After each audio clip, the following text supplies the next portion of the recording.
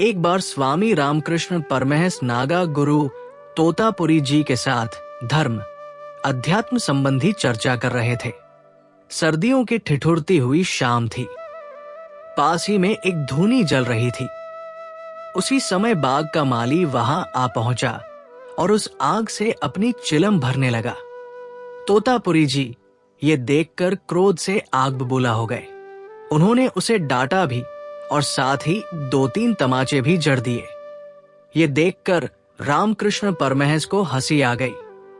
तोतापुरी जी बोले, अरे, इस अस्पृश्य माली ने पवित्र साधना की राख को छूने की धृष्टता की और आप इसे डांटने की जगह हंस रहे हैं।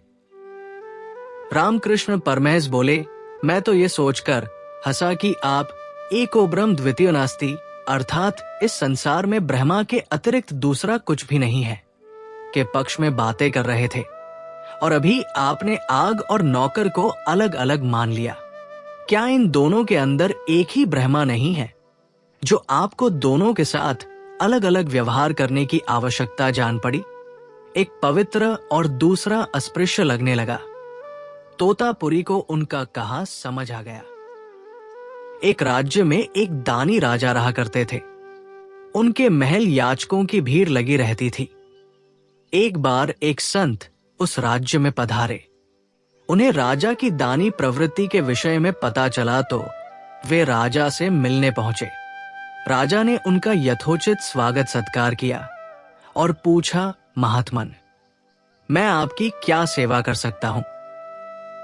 संत बोले, राजन, आप दानवीर हैं। ये स्वयं एक धार्मिक गुण है, परंतु उसके साथ आप एक राजा भी हैं। इसलिए आपको राजधर्म भी याद दिलाने आया हूं। आपसे बिना परिश्रम दान का धन पाकर आपकी प्रजा श्रम से विमुख होकर आलसी बन गई है और यूं ही दान पा लेने से उनके जीवन में कोई सार्थक परिवर्तन भी नहीं आ रहा है। इससे अच्छा है कि आप उन्हें रोजगार के साधन उपलब्ध कराएं। राजा को संत का कथन सही लगा और उन्होंने वही पथ अपना लिया।